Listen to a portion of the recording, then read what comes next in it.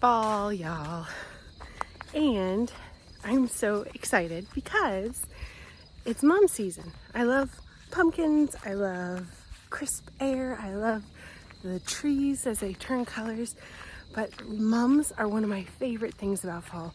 And I know a lot of you guys love to have mums and decorate your porches and your stairs and your mailboxes and your gardens with mums.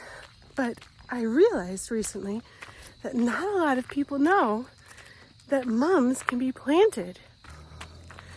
I went to Lowe's and they had these mums in little tiny pots and they were on clearance right now. I mean, it's literally the beginning of October. There's tons of time to still have mums doing their thing. So it's not the end of the season. Our last frost date isn't for a while, or first frost date isn't for a while. Now is definitely the time to be getting these mums and get them in the ground, and you can have them year after year after year. If you see, the chickens have gotten into the mulch. I gotta scrape some of that back into the bed. But if you see, I've started a mum hedge, and I'm gonna tell you all the ways to make sure that when you plant your mums that they are super successful and you don't have to worry about if they're gonna make it over winter or not. There are some things that you do need to know because sometimes when you plant the mum, it doesn't work. And the whole problem, any problems that you might have with that, I'm gonna go over with you today. Mums. I got myself some orange ones and I got myself some yellow ones because I have so much purple and yellow over on the garden that is near my house that I was craving orange. I really wanted orange, and I just didn't like the orange and the red together, and I wasn't a huge fan of the orange and the white. So we went with yellow and orange, and I love yellow, especially in the fall because it's such a pop. Everything's turning orange, everything's turning red and brown, but the yellow is just like, oh, it's so bright and beautiful. And so I'm gonna alternate. I've got the yellows and I've got the oranges. So if you are planting mums and you want to have them succeed in being perennial, now there are two different kinds of mums. Sorry, let me not get too ahead of myself here. There are different kinds of mums. Most of the ones that you find in the garden center are actually going to be perennial. And so you look at the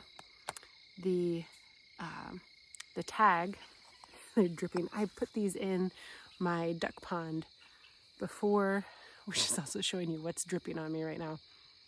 Not my favorite, but you know, gardening, it is what it is. And I'm going to definitely be taking a shower anyways afterwards, so who cares?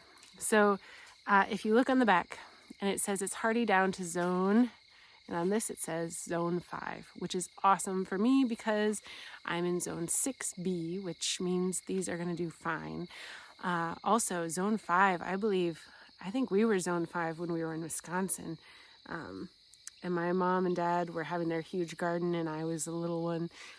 So I think zone 5 actually like covers from 5 to and up, covers most of the country, which is awesome for us because mums are beautiful.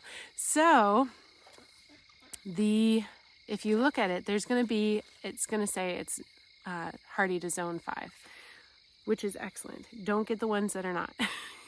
Otherwise, this is an exercise in futility. But if you want to plant them, and this is good news for me because I like to do things on a budget, if you want to plant them, you want to get the smaller potted plants. Don't get the really big, huge ones, the really showy ones. Get the smaller ones, the smallest ones you can, and then give them a good soaking, and then get them in the ground as soon as you get them home. So you definitely don't want to wait any longer than you need to because it's really important that they get their roots established before the frost comes in. And so another thing that you're going to want to think about, let me just get this in here real quick.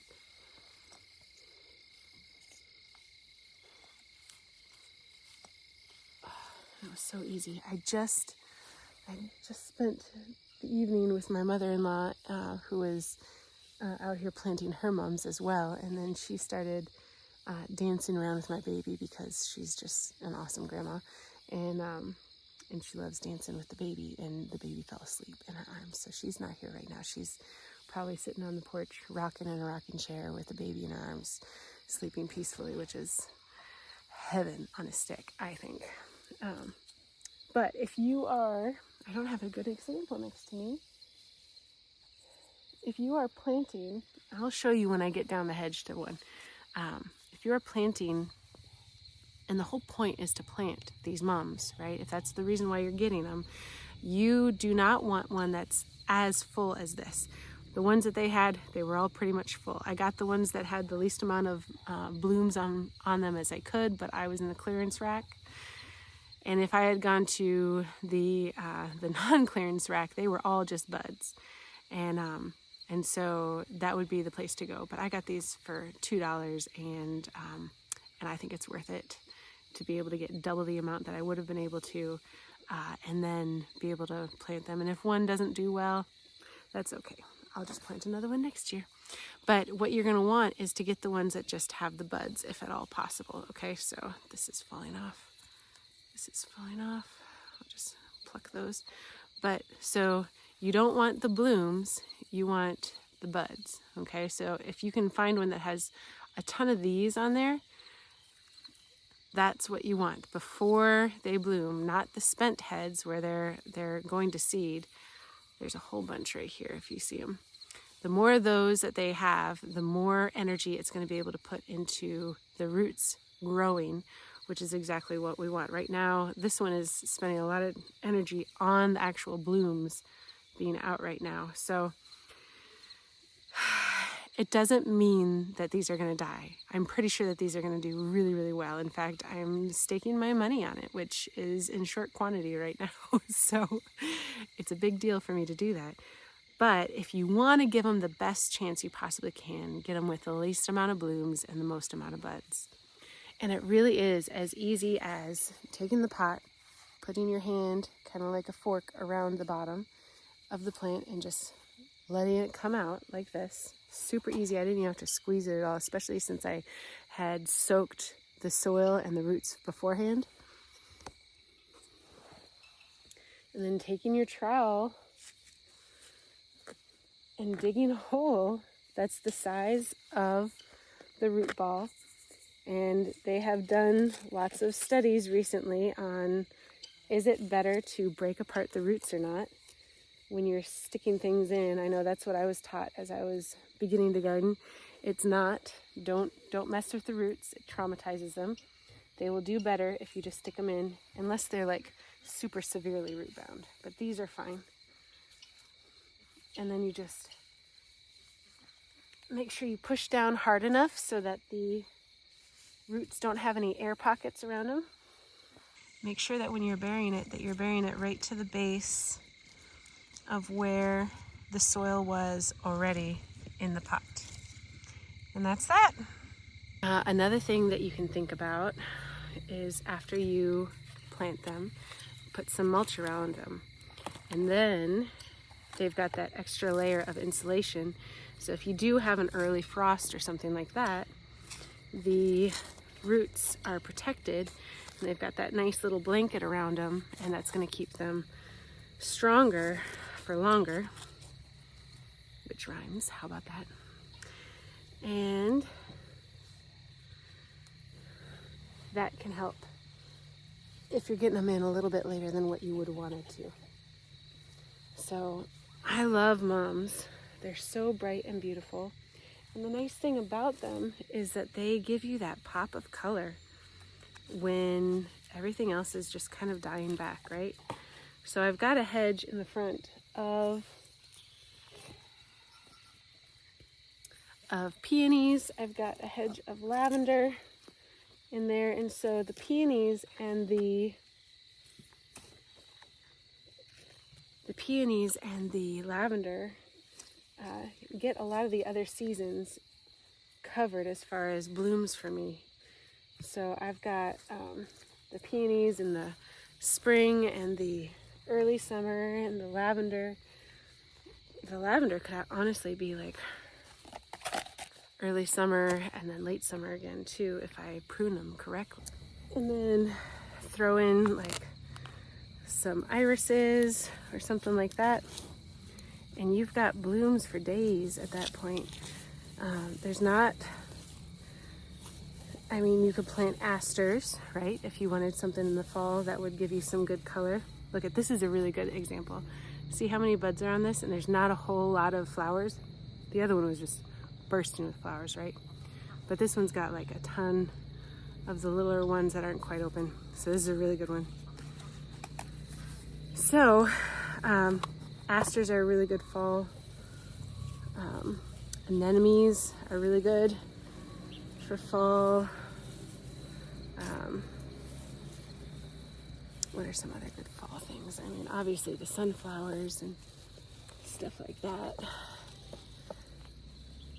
That's just classic fall, isn't it? I know, you think sunflower, you think summer. And yeah, you can have summer sunflowers too, but I like to plant them so that they go into the fall, especially the ones that are like copper toned and darker. Those are really pretty. So I planted those a little bit close. It's okay. I've got plenty. I've got a couple extra actually, so it's okay. I don't think anybody was ever upset because they had too many flowers, right? Oh no, too many flowers. I do not feel sorry for you if that's your problem. If your problem is too many flowers, tell me. I will come take some off your hands for you. I've got a garden with their name on it right now. And so also planting more reduces the risk of weeds because the ground is already covered. And the whole point of weeds is really just to cover the soil. That's what they're doing, is they're covering the soil. And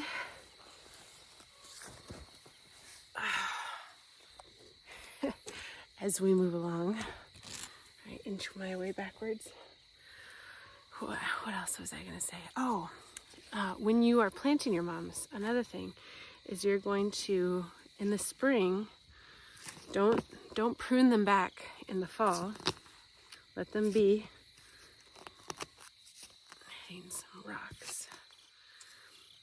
Let them be in the fall. Let them overwinter the way that they're doing it. And then prune them in the spring and just kind of prune them like what you'd see in the garden center, right? Just kind of little round half balls on the ground, little mounds, and then you'll be set up for wonderful success in the fall. They'll stay super bloomy, florific. There's a lot of words that we could use there, and I don't think I'm using any of the ones that are correct, but yes. So think about doing that. I mean, if you don't have deer problems, if you could go down the line and you could plant peonies and daylilies and tulips. Oh my goodness, right? And then you could plant things like betony and lavender, and then your mums and your asters, and you would have blooms all year. Well, all growing year, right? That would just be beautiful. That would be gorgeous. And oh, what I would do to live in a spot that doesn't have deer. That would be incredible. The deer go after the daylilies. They don't go after the irises. They don't go after the daffodils. And they leave the mums alone, which is great. They've left my lavender alone and the betony. So there's some ideas for you.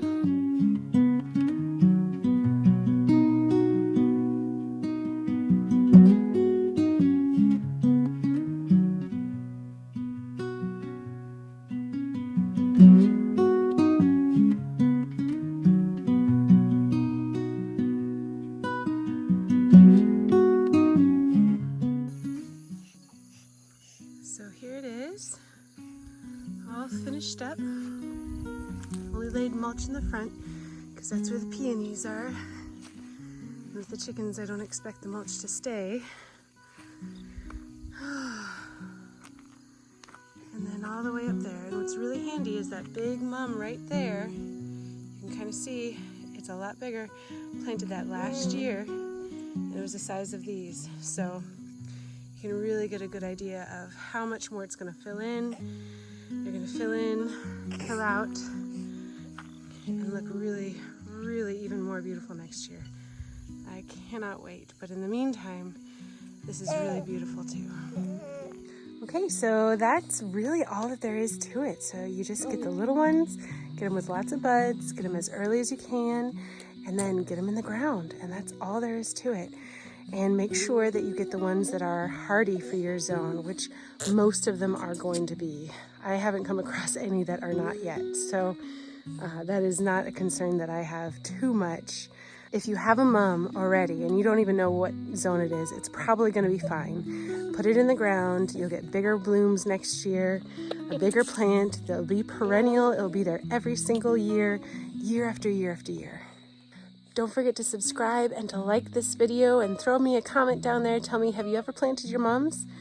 It's amazing to me how many people didn't know that you can't do it. And to be honest, I didn't know just a couple years ago. So it is what it is, and if you've planted mums before, good on you, and let me know about it. And if you haven't, let me know.